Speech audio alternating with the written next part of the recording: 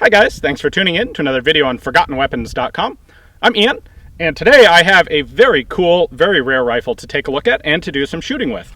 This is a Scotti Model X. This is an Italian semi-auto prototype trials rifle. In total, only 250 of these were manufactured, and I'm quite fortunate to have one today to show you guys and do a little bit of shooting with. So I figured first, let's go back inside, take this apart, talk a little bit about its history and see how it works, and then we'll come back out here to do a little bit of shooting with it. So the background on the Scotti Model X is actually kind of a story that duplicated itself many times across Europe. The Italian government, like many other governments pre-World War II, was experimenting and trying to find a semi-automatic rifle to replace their bolt-action Carcanos. Now, ultimately, World War II would intervene and get in the way, and a lot of this development process would stop, to be picked up after the war was over, because it's not really cost effective to be trying to introduce a brand new rifle on the outbreak of a war, where then you have to try and issue it to all the troops, and people didn't want to deal with that, and for good reason. However, during the 1930s, the Italian government, they held a series of trials, a couple specifically in 1938 and 39. In those, there were 8 different companies and or arsenals that submitted a total of 15 different semi-auto rifle designs for the Italian military to test out. But in the decade before that, companies were designing the rifles and submitting them for trials on a somewhat more ad hoc basis. Well, this is one of them. It is called the Scotti Model X. Now, Scotti refers to Alfredo Scotti, and he wasn't really the designer or the manufacturer. He was sort of the organizer. Not entirely sure who the actual designer of the rifle was, but they were manufactured by a company called Nutti, G-N-U-T-T-I, which had done some other manufacturing work. And basically, Scotti just subcontracted the manufacture out to them. They made a total of 250 of these rifles, and they are called the Model X because this is the 1932 pattern of the rifle. There was a Model IX from 1931, and there were models that continued up until about 1936. Now, X is a Roman numeral, refers to the 10th year of the Italian Fascist regime. So the fascists took power in 1922. Add 10 years, you get the Model X, model of 1932. I should point out the barrels on all of these are marked as being 1933 manufacture, because while the model was designated in 32, they weren't actually produced until 33. And the barrels were actually made by the Terni arsenal. So one of the Italian government requests with these was that they wanted them to use as many parts off of the M91 Carcano bolt action as possible, just to simplify production. So in particular, these use the same barrels as Carcano rifles, although with a gas block added to them, which we'll take a look at in just a moment. A few other small parts, I think some of the sight parts are interchangeable, but that's about it. Ultimately, everyone wanted their semi-auto rifles to use interchangeable parts with the bolt actions, and it was never really possible. Only a few little things here and there were ever able to be interchanged. So what makes this rifle mechanically interesting is that it is actually an open bolt semi-auto rifle, meaning that it functions kind of like most machine guns do, where the bolt is locked open, and when you pull the trigger, the bolt closes, picks up a round, and then automatically fires it as soon as it's locked. This has a rotating two-lug bolt for locking. Many open bolt guns that people are familiar with today are submachine guns that are simple blowback. And so there's a misunderstanding among some people that open bolt means plain blowback. Well, no, there are a lot of open bolt locked guns. And this is an example of one of them. So why don't we go ahead and take this apart and take a look at its functioning mechanism a little more closely. All right, so to disassemble this, the first thing I'm going to do is take the end cap off.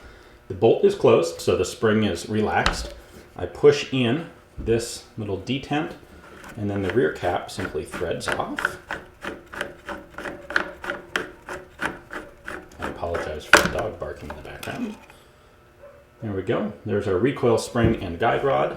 And now the bolt just comes right out the back.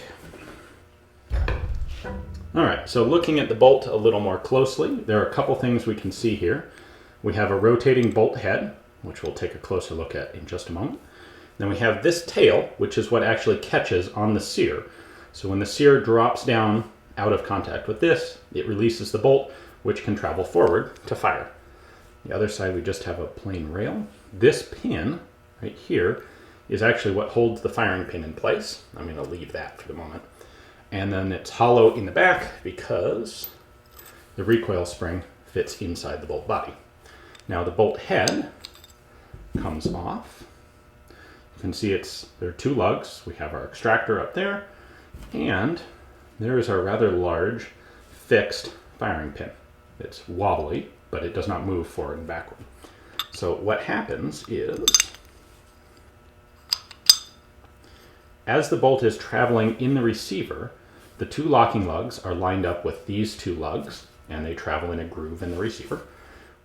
When the bolt locks, it rotates down, and it's pushed down by a series of cams acting on these angled surfaces. So it's pushed down, and when it's fully down, the firing pin emerges. However, you can see that it first has to rotate fully like this, at which point the locking lugs are engaged, and then the remaining spring tension on the bolt pushes the bolt body all the way forward, which is what fires it. So there is no way for the firing pin to actually be exposed and fire the cartridge until the locking lugs are fully in battery. That's what keeps this a safe gun, despite being an open bolt gun. Now, after you've fired, the op rod is going to push on this. We'll take a look at the op rod in just a moment, but it pulls the bolt back, and then the same camming surfaces push the bolt back into alignment with this lug, which allows the whole thing to travel backwards and extract and eject the fired round. This does use the standard 6-round Carcano clip. It is chambered for 6.5 Carcano, standard Italian ammunition at that point. Some of the later trials did actually take place using the 7.35 cartridge, which had been adopted later after this gun was developed. So here is our trigger guard and magazine well assembly. We have the spring here that pushes cartridges up in the clip. We have a clip release button here. So when you pull that back, you actually have to, because of this hook, you actually push the clip down in the magazine and then push this button in, and it releases the clip so you can take out a partially fired clip.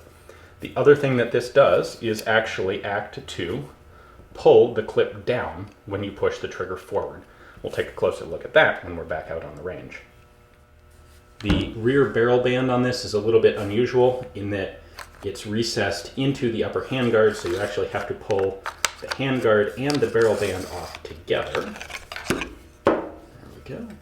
So something I should point out, you see this cut on the Scotti and also on a lot of Carcano rifles. That is actually there to accommodate the battle sight of the rifle. This is our rear sight, and you can adjust it out to 2,000 meters by pushing the button here and then raising this leaf. However, your battle sight 0 for general close range standard shooting actually uses this notch instead, and the leaf gets pushed all the way over to the front. And that cut is to accommodate that leaf. Anyway, we now have all of the screws taken out, so we can pull the stock off of the rifle. So the stock of the Scotti here is obviously its full length, and it's recessed or inletted all the way out to here because of the gas system. So we have a gas block right here that vents gas down into this piston, which travels. It's a short stroke piston. You can see the full travel of the piston is only that far. It's retained by this lug, which is also where the receiver is attached into the stock. And this little silver bit inside is a return spring to force the piston forward after every shot. Now I've put the bolt in, and you remember that little tail hanging off the bottom of the bolt? Well, that is right there, and that is what the gas piston, or the operating rod, they're the same thing, that's what the rod acts on. So when the gas pushes this operating rod back, it hits that tail, and it gives the bolt enough force to throw it all the way back, opening the action, ejecting the empty cartridge, and then the recoil spring does the opposite work and pushes the bolt back forward. Now, I mentioned this is a semi-auto open bolt rifle, so I'm not going to take these pins out and disassemble the fire control group, but you'll see when I pull the trigger, it snaps, and the sear right here, after I pull, goes back up into position to catch the bolt and lock it open as soon as it has fired once. So that's what makes this a semi-auto rifle and not a machine gun. On a typical machine gun, you have a simpler trigger mechanism than this, and pulling the trigger simply holds the sear down and allows the bolt to cycle back and forth until you release the trigger. Should also show you here a bottom view. You can see that the op rod is split right here so that it actually moves around both sides of the magazine. That's how you can have the op rod centered out here, the trigger centered, the bolt centered, and also have a magazine in the middle without it interrupting how everything works. Unlike most Italian rifles, the Scottis are actually numbered on pretty much all the major parts. You can see a number there. Let's see, we have a number on. So there you go. Mechanically, the Scotti is a fairly simple rifle. That's one of the things that's nice about open bolt guns, is they can sometimes be a little bit less complex than their closed bolt cousins. I think mechanically, from an engineering point of view, this is designed fairly well. The problem is there are some conceptual issues with having an open bolt semi-auto rifle with a 6-round clip capacity for a military force. There's some, the M1 had an 8-round clip and it was a little bit lacking in magazine capacity, and open bolt guns are just harder to shoot well than closed bolt guns. That's not a big deal on a submachine gun. It's a little more of an issue when you're trying to get actual aimed long-range rifle fire with something like this. So why don't we head back out to the range and do a little bit of shooting. All right, so one of the initial questions about this rifle is, because it is open bolt, this brings up a couple of potential conundrums. For example, if I want the gun to be ready to fire, I have to have the bolt locked back. Well, if I load a clip in it now, it's ready to go, but I also have everything exposed to the elements. What if I want to have the rifle loaded, but closed up, so that it's not accumulating dirt while maybe I'm marching for a couple of hours? Well, Scotti actually has a rather clever solution to that. You can see here, we have a little button that releases an empty clip. If I want to load the rifle and then have it protected, what I do is, in fact, I can just demonstrate this. I take a clip of ammunition, I load it in, and then I take the trigger and push it forward.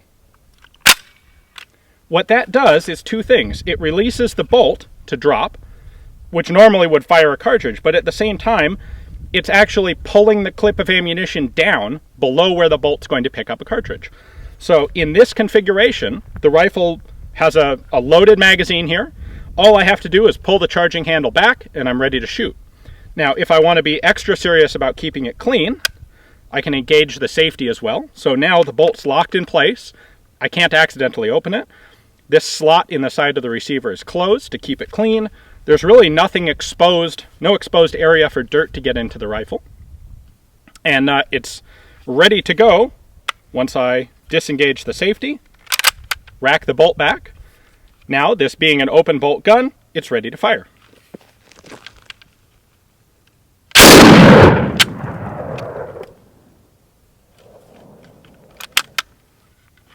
It's also ready to fail to extract.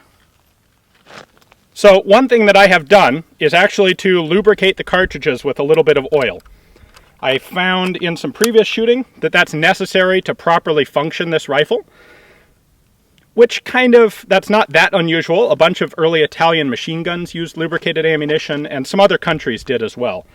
Lubricated ammo in a service rifle is something most people tried to avoid, but it seems to have been necessary for this one. So hopefully, once I fire 1 or 2 more rounds, I'll have enough oil in the chamber distributed around that it'll actually start working.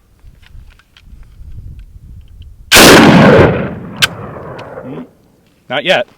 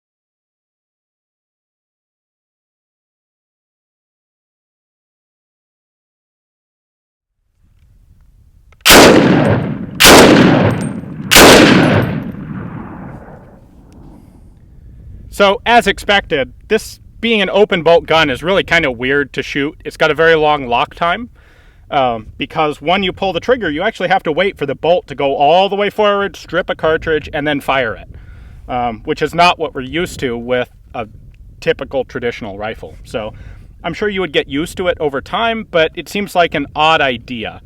I suspect the benefits for such a system would be things like you have a lot of force behind the firing pin. It's less likely to light strike on primers, I suspect. But really, these issues are all less important than the problems you have accurately shooting these rifles. So, well, thanks for watching, guys. Hope you enjoyed the show. If you'd like to see more early prototype rifles, make sure to subscribe to the channel. Tune into ForgottenWeapons.com for more written material. And if you'd really like to go above and beyond helping me out, please consider checking out my Patreon page. Thanks for watching.